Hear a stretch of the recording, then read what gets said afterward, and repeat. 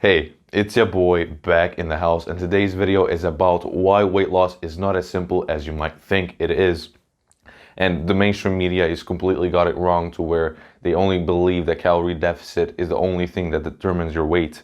But it's not, let me tell you right now. And also make sure to watch till the end of this video because I'll go over the 3 factors that affect your weight. It's not only calories. You need to understand that there's actually completely 3 factors that determine your weight, and are you going to lose weight or are you going to gain weight. So stay tuned to the end of this video. And also, before we start, I want you to go down below, subscribe to my YouTube channel, and like this video if you want to see more of this type of content where you will finally go over that mainstream stuff and finally get to the truth of what weight is determined by, and everything about weight loss there is on my channel and is going to be on my channel. So subscribe. It's for your own sake. So now, the first thing I want you to understand is that calorie deficit is not enough. The mainstream's got it wrong. Let me tell you, you go on Google, you go on freaking Instagram, you go on Facebook, you go on YouTube, everybody talks about it. It's calorie deficit, calorie deficit. But calorie deficit is just one factor that might determine your weight. It all comes down to genetics of how much work. Some people don't need any of these factors to lose weight. They can just eat whatever they want. Their metabolism just doesn't absorb anything, and it just goes that way for them. It's just so easy. They have those genetics, and they're always slim, fit. They eat everything they want. They eat trash food, sugar, carbs. Doesn't matter to them. But then there's actually people with a bit worse genetics than they have. All they need is a calorie deficit to lose weight. But there's actually, if you got even worse genetics, calorie deficit and alone won't do it. So what you need is more factors, where I'll explain in this video. Simply, your genetics determine of how much work you actually need to put in order to lose weight and to be slim. So the first is, as you might know by now, is calorie deficit. No, actually, I'll just say calories. Calories are units of energy that your body uses for fuel. Some food has more of them, some food has less of them. You eat the food that have less of them in order to lose weight. You need to be in a caloric deficit. How that works, for example, you go on that a calorie calculator on Google, you put in your weight, your height, your body fat percentage, and how much exercise you do throughout the day, how much you move throughout the day, and it throws you a number. That's your maintenance calories. For me, let's say it's 2,000.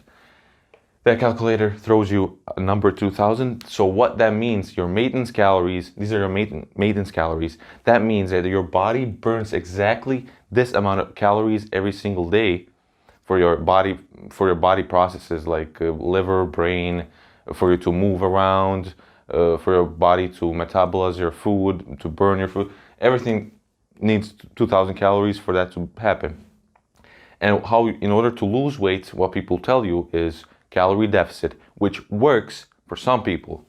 So calorie deficit will be this number minus 500, and it gives you a new number that is your calorie deficit. The idea of this is you eat less than this number, than your maintenance, so your body has to reach out into your fat stores and create more calories from your fat. Therefore, you burn fat and have energy now. That's the whole idea of that. That's the first factor. Now the second factor is, are your hormones. Hormones. Most people don't talk about this. I don't understand why, because this is so crucial when it comes to losing weight. Because hormones, let's talk about 2 most important hormones when it comes to weight loss and maintaining your weight or whatever you're trying to do with your weight are, let me delete this real quick. Okay, let me get another marker, which might a nicer color. Wait, whatever. I'll get a black one. You can see the black one better, I think. So, 2 hormones: insulin and glucagon.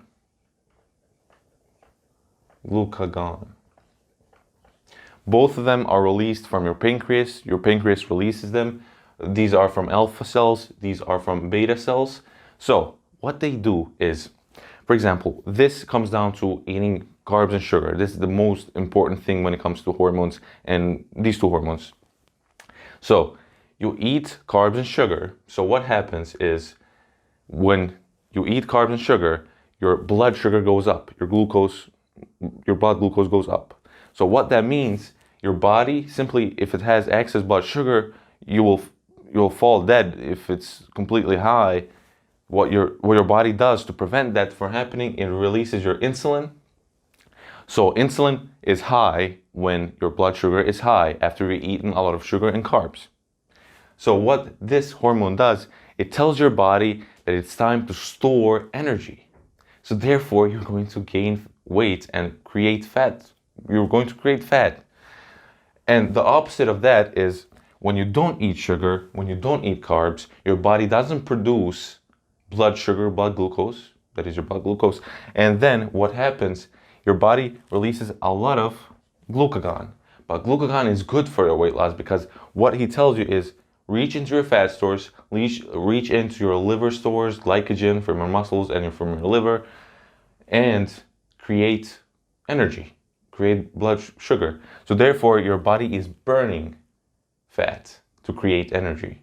And here, when insulin is high, it's storing energy. It's simple to understand. And there's many other hormones like that determine your hunger. It's really crucial, like leptin, like ghrelin and peptide Y, fucking CCK, a lot of them. And you need to take control of them. You need to take control of these two mainly if you want to lose weight. So take control of your blood sugar. So the third thing is your microbiome, your gut microbiome. The gut microbiome. So what microbiome is hundreds of trillion bacteria that are on your body and in your body. Mostly they are located in your intestine, and they are responsible for digesting your food. They influence your hormones. They influence your taste receptors. So some food tastes better, some food tastes worse. And what that actually means for you is that for you to really make this easily to understand, to make this easy to understand, let's say, this is not like politically correct, but the easy way for you to understand this is there are two types of bacteria. There are good ones that promote your health and your weight loss, and there are bad ones that promote sickness, illness, and weight gain and obesity. So what that happens and how you get these is when you eat a lot of carbs, sugar, and you don't eat good foods like vegetables, fruits that have a lot of fiber. And then simply you promote these guys, the bad ones, and they promote you to gain weight. They influence your hormones, they influence your taste receptors. So when you have a lot of these in your intestine, what they do, they influence your taste receptors, so bad food tastes much, much better. So they can survive. It's their survival mechanism to influence you to eat the food that doesn't starve them, that starve these guys, and to feed these guys. And when you have when someone is healthy and they say they love eating salad, so what actually happened there is they have a lot of these guys, and these guys want to survive, so they promote hormones, they influence your taste receptors the way they will want to eat more of that food. And simply, like, my experience with this is I stopped eating sugar for like a month because my acne, like, as you can see, probably didn't work that well.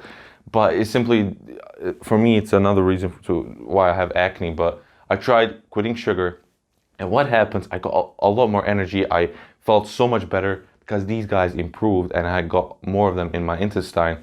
And also what happened with my taste receptors, I realized after a month I came back to eat like some sweets and sugar, and it tastes like ass. Let me tell you right now, it tastes like ass. I just couldn't get it. It was so strong and so powerful. I did not like the taste of it, and just I was so much more happy when I ate a carrot. It's weird, but it's true.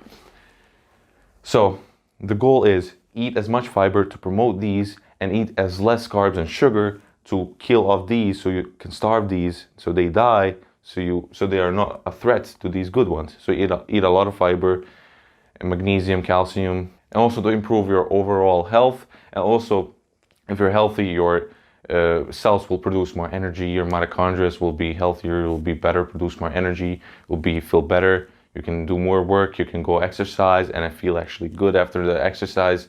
Not feel completely drained because your body simply has a lot of energy. You just need to tap into it. I hope you enjoyed this video. Leave a like, subscribe to my YouTube channel, and I'll see you next time. Peace.